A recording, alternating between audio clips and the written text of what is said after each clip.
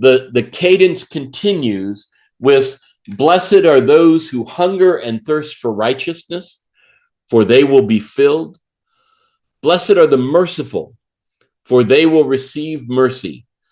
Blessed are the pure in heart, for they will see God. Blessed are the peacemakers, for they will be called children of God. Blessed are those who are persecuted for the sake of righteousness, for theirs is the kingdom of heaven. Now, this one at the top of this page is the last that goes in that format of blessed are X, for they shall be Y, or blessed are X, for theirs is Y. And we'll see in a second that this last one departs from it. But I want to notice together that each of the ones we've read so far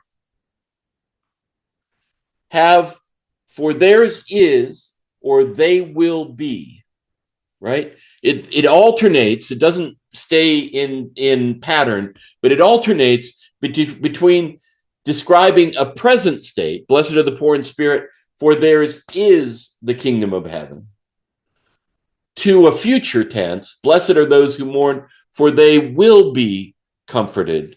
And it continues. We'll get to this. Blessed are the meek, for they will inherit the earth. And then back to, blessed are those who are hunger and thirst for righteousness, for they will be filled. The merciful, for they will receive mercy. The pure in heart, for they will see God. The peacemakers, for they will be called children of God. This will, this future tense that gets used for most of the Beatitudes has caused a lot of scholars to spill a lot of ink. Because one read on it is that it's going to happen in their lifetime that they experience this filling or this mercy receiving or this vision of God or this status as children of God, that this life will be the venue for that fulfillment. There are a lot of people who think this means that they will receive those kinds of consolations in the present day life. But the future tense tells some folks that the blessing awaits them on the other side of the veil. And that this is a statement for people who suffer now, not to say, it's going to get better tomorrow. Always look on the bright side of life, right? It's going to get better tomorrow. Things are going to look up. So they say Jesus is not optimistic here. Instead, Jesus is reassuring that the word that has been pronounced on you thus far is not going to be the last word on you. And they call this the eschatological reading of the Beatitudes because it looks to a time yet to come.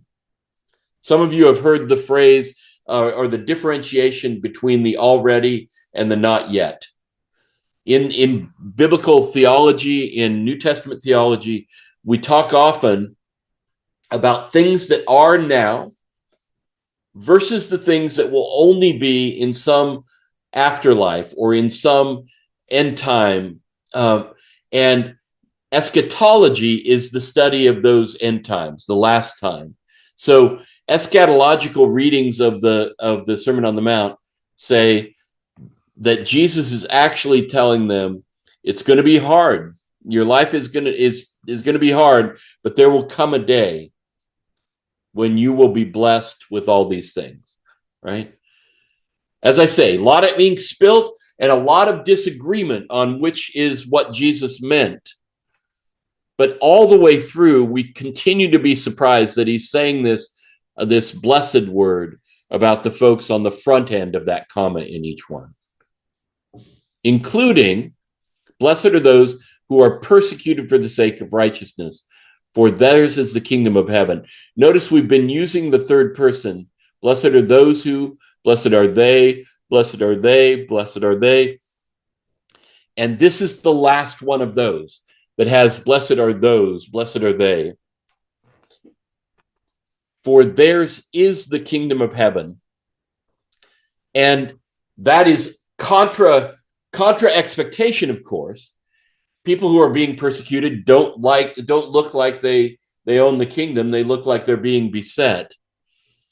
But now I want you to notice the shift to the second person in this last of the Beatitudes. And I want you to ask yourself, why does Jesus go from third person? Blessed are they, blessed are those, blessed are them, the meek, blessed are, and then third person reference. Why does he move in this last one? To blessed are you when people revile you and persecute you and utter all kinds of evil against you falsely on my account. Rejoice and be glad, for your reward is great in heaven, for in the same way they persecuted the prophets who were before you. Do you hear the difference in the size and in the tone of this one when he turns it straight at you? Godspell, in its original and in the recent ones, has the volume of Jesus turn almost not just direct, but the volume of speech goes up, and he gets very pointed when he says, "Blessed are you," and it's almost a jolt. I think when we hear the tone change, we can feel a little bit of that jolt. Blessed are you, as if he's changing to just talking to his disciples about their lot, right? If he's been describing categories of people for all of the other Beatitudes, now he turns his attention right on the disciples and says, blessed are you when people revile you. Now, in what chapter of Matthew are we? We're in chapter 5. In chapter 3, Jesus was baptized. In chapter 4, he was tempted and then started to preach and teach that the kingdom of heaven was at hand and that people ought to repent. And he chose a couple disciples. This is the outset of his public ministry, right? It's early. And let's picture Peter and Andrew and James and John just having been called from their nets. And they get there for the first big performance of their guy. And he says, blessed are you when people revile you and persecute you and say all kinds of bad things about you.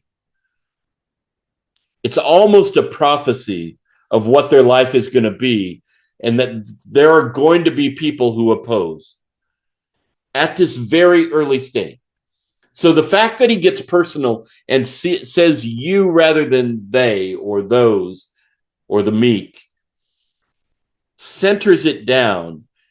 And I've got to think that the disciples sitting there listening to it say, wait a second, we got into this because you said we'd fish for people, but I'm going to get falsely accused of things on your account? It's kind of like caveat emptor, right?